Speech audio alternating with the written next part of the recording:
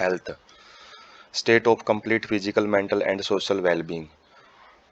तो ये ऐसी अवस्था होती है जिसके अंदर जो शारीरिक तौर पे, मानसिक तौर पे और सामाजिक तौर पे एक इंसान है वो स्वस्थ, वो अच्छा, बिल्कुल बैलेंस्ड पाया जाएगा।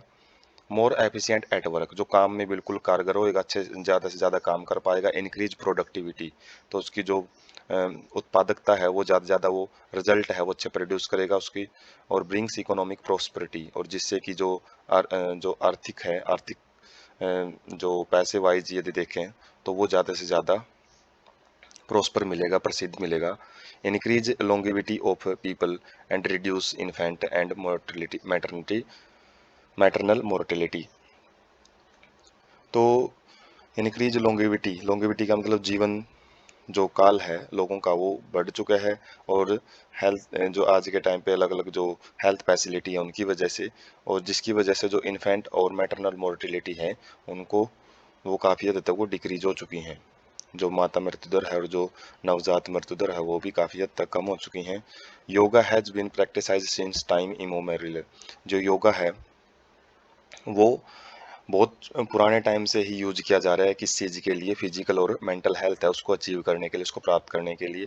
Necessary condition for achieving good health, क्या क्या कंडीशन है जिसके बिहाफ पे हम जो स्वस्थ शरीर है वो प्राप्त कर सकते हैं। Awareness about disease and their effect on different bodily function, हमको बीमारियों का पता होना चाहिए, बीमारियों के प्रति जागरूकता होनी चाहिए, और उनके, उन बीमारियों के हमारे जो शरीर के बॉडी फंक्शन हैं, अलग अलग जो काम है उनके ऊपर इफेक्ट है उनका भी पता होना चाहिए। Vaccination, immunisation against infectious disease, तो जो टीकाकरण होता है किस बीमारी में कौन से टीके हैं वो लगाए जा सकते हैं, और मतलब उन बीमारियों को कैसे कंट्रोल किया जा सकता है, संक्रमण को कैसे कंट्रोल किया जा सकता है उसकी भी जानकारी होनी चाहिए। प्रॉपर डिस्पोजल ऑफ वेस्ट, जो भी कचरा होता है उसका अच्छे ढंग से निपटारा होना चाहिए। कंट्रोल ऑफ वेक्टर्स, वेक्टर्स क्या होते हैं? जो कि बीमारियों के वाहक होते हैं, बीमारियां फैलाते हैं, जैसे मच्छर मक्खियां हो गई, तो उनको कंट्रोल किया जाना चाहिए। Maintenance of hygiene in food water resources, जो खाना है, जो पानी के जो रिसोर्सेज हैं, संसाधन है जहाँ से हम उनको यूज करते हैं, तो उनकी सफाई का भी ध्यान रखना चाहिए। Disease and its type, when functioning of one और मोर ऑर्गन और system of body is adversely affected, डिजीज क्या होती है? जब जो शरीर के जो नॉर्मल काम है, हो सकते हैं वो एक ऑर्गन के हों, हो सकता है वो काफ़ी सारे ऑर्गन के हों, एक सिस्टम के, जैसे डाइजेस्टिव सिस्टम के कई ऑर्गन इफेक्टेड हो सकते हैं, और जिसके अंदर जो ऑर्गन बॉडी है वो एडवर्सली बुरी तरीके से प्रभावित होती है, उसको डिजीज बोलते हैं। Characterised by appearance of various signs and symptoms, तो डिजीज का पता कैसे लगता है? शरीर में अलग अलग प्रकार के जो लक्षण हैं, संकेत है, वो दिखाई देते हैं।